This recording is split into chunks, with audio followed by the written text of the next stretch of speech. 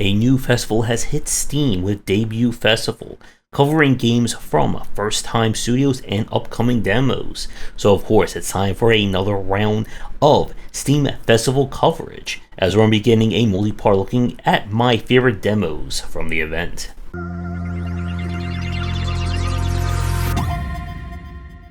We're beginning things with House of Decay.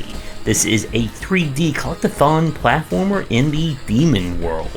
You are trapped there, and in order to get out, you're going to have to jump around a lot, collect lots and lots of shinies, and try to fall into too many pits.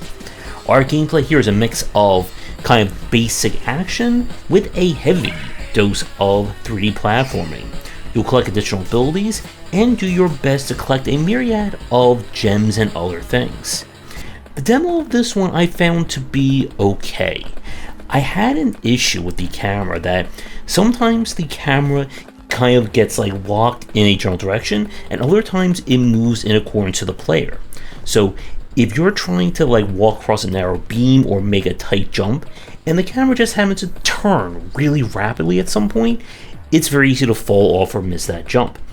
The platforming here all felt very smooth, but it didn't get to see like too much in terms of like why I'm collecting all these gems.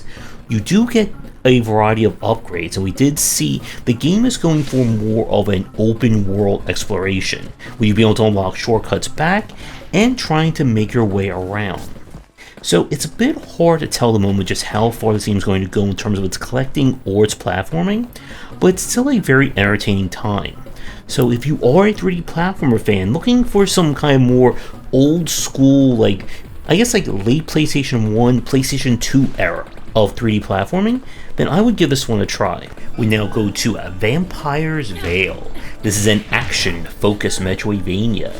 You play one of the many mistresses of a powerful vampire. When those nasty humans get the drop on them and lock them up for many years, we revive in order to save our master, take revenge, and once again lead to vampire dominance of the world. Our gameplay here is very smooth and everything just feels really nice to control. You have access to basic attacks, spells, as well as different kind of like emblems that you can equip that grant you different abilities. You'll of course be getting Metroidvania staples like air dashing, double jumping, and more to fight your way through the many different environments. The demo didn't quite show off just how open the world is going to be, but I do really love the pixel art, and again, it controls very nicely. The only problem is that it did not have a functional gamepad. Like my Xbox controller was just not being recognized by this game, and other people had similar problems with it. They get that corrected, then this is going to be a phenomenal looking Metroidvania that you should be checking this one out if you're in the mood for another kind of combat focused take. Our next game is Slumber Realm, and two important points to clarify. The demo that you're seeing is not part of Debut Festival. The game was revealed during the festival, but I'm playing an exclusive build of it. I also got into the credits for beta testing an earlier build as well. So what you see may not represent the current version of the game when the demo is eventually released to the public. So what we have here is a deck building roguelike through the lens of a child's dreams. Every night we go to sleep and we have dreams about very strange creatures trying to attack us, and we must use our brave knight to fend them off. The rules here is that each turn alternates between day and night. This will affect which cards in your deck or in your build here can be used. Some cards can be used during both, some can only be used at specific points. Each turn when you roll your dice, this will determine which cards will be played. Some cards can be played if you roll a specific range of the dice, other times it will be a specific number. But there are ways of adjusting which values cards will proc from. you'll be able to equip up to, at this moment, 9 cards, and the order that you put them into your backpack will affect which goes first. You'll choose from different starting builds that give you different abilities that you can play provided you have enough resources, which are earned by playing different cards.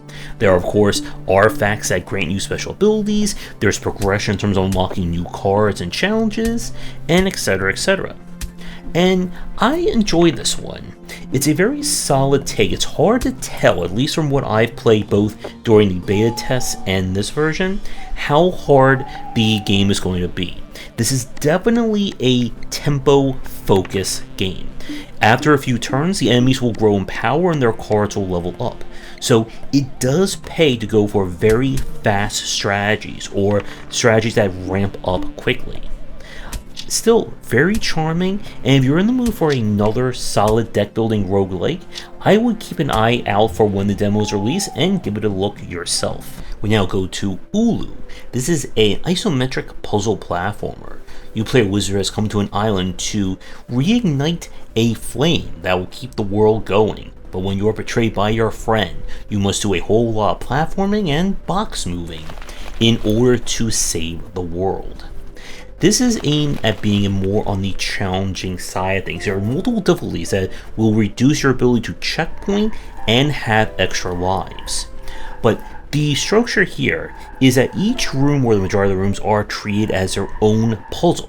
You need to figure out how to get across the room without dying, and as you explore you'll get access to different items and upgrades that will then open up more of the world, provide you with more challenges, etc, etc. I like the look of this game with the kind of voxel style, and there's definitely going to be a lot of challenge here, and that kind of takes me to my main complaint. The platforming can get very mean in some of the rooms. You see, the isometric perspective makes it very hard at times to gauge kind of distance and perspective based on where you are in accordance to where platforms are.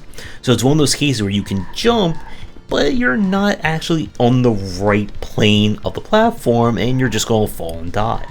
And with you having limited lives, especially on the higher difficulties, can lead to a lot of cheap and unnecessary deaths. This becomes even more so when you get to some of the more demanding rooms where there's multiple jumps, multiple things you have to do, and if you mess up at any point, you're basically going to cost yourself a life.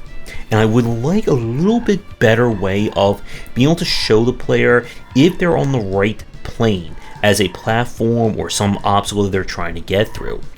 If they get through that across, this could be a fantastic puzzle platformer. But right now, this is definitely for experts only.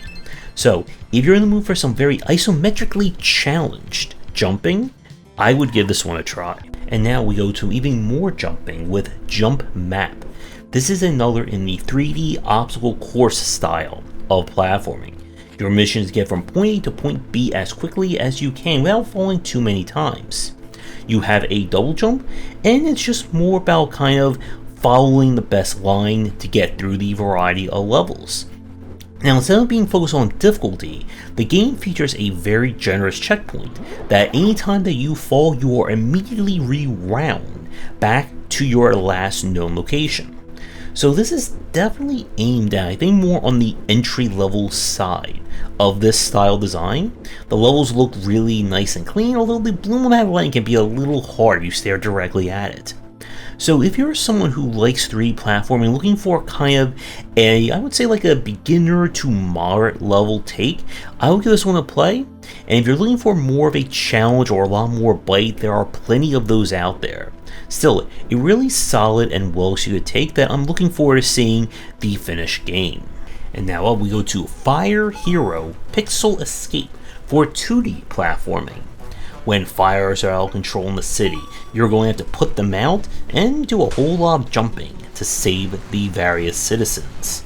This is a puzzle platformer, where each level you're looking for collectibles, save the cat, and of course save the person who is trapped in the building.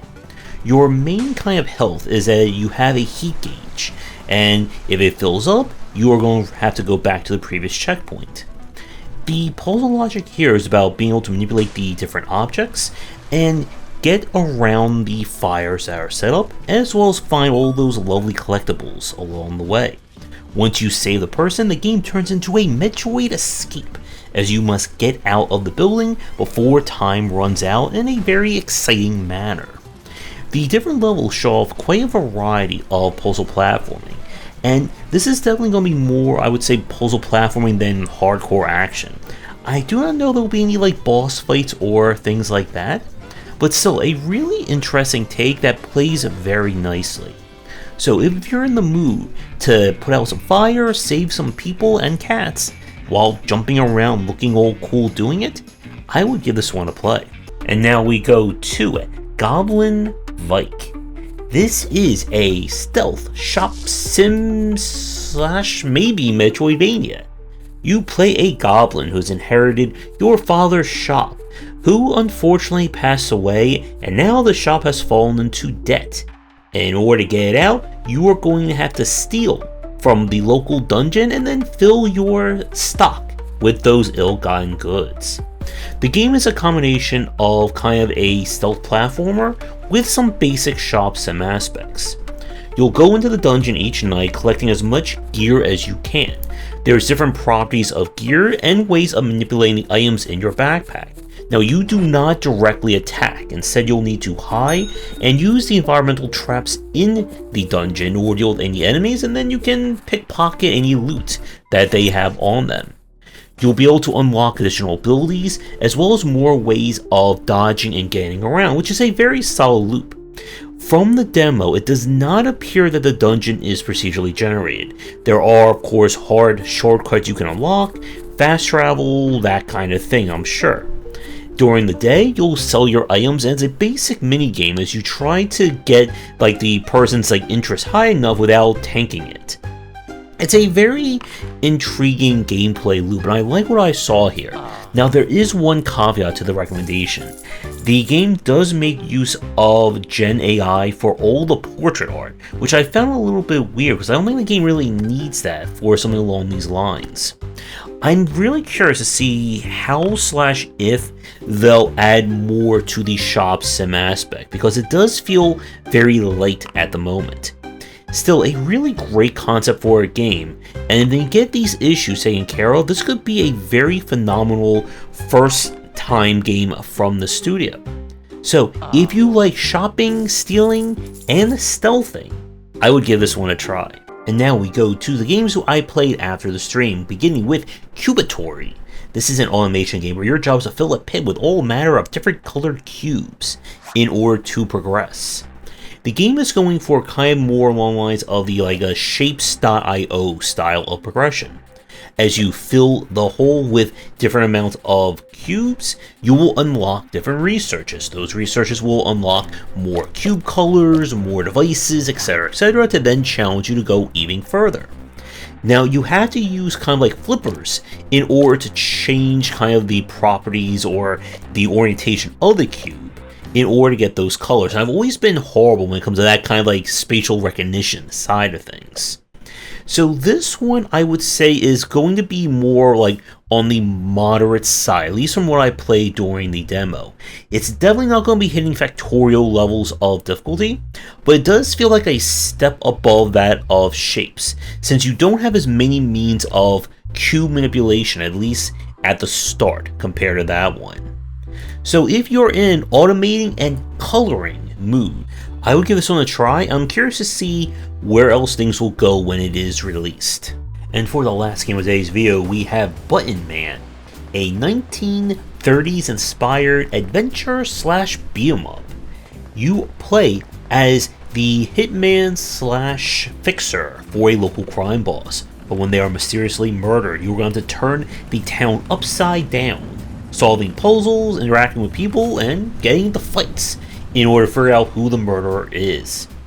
I absolutely adore the comic book art style that the game is going for, including having kind of period music as well. Our gameplay is going to be a mix of you exploring the town, completing quests, and affecting how people see you, and then when things get into trouble, throwing hands in a variety of locations while jazzy music plays. The art and aesthetics are definitely the selling points of this game. However, the demo is very rough. Map did not work. I had some problems with kind of the game reading my input, especially the double tap to run, and it was a little bit disorienting getting around. But the biggest offender is the fighting. It was very frustrating to do in the demo build. The enemies had this issue where they were just not right or aligning to the right plane. So I'm punching, I'm just like slightly off and they were just not getting hit. There's no real like solid like hit response or hit stun with the enemies. And it just did not feel right, which for a game that again is about adventure, exploration, and fighting is kind of a big deal. If they can improve and fix these issues, this could be a phenomenal game to check out, and definitely one I want to see how it develops when it is released. And with that, our first part is done. This is not going to be a 15-part series, we have about 2 to go. Let me know what some of your favorite demos were from the event. Let me tell you your game for future streams and showcases. Please reach out. And with that, I will see everyone for our next bit of coverage coming real soon. Thanks for watching, and a special thank you to our Patreon supporters. If you enjoyed the video, do the YouTubing stuff, be sure to visit our Discord and Patreon, and if you're interested in more of my thoughts on design, check out my game design books.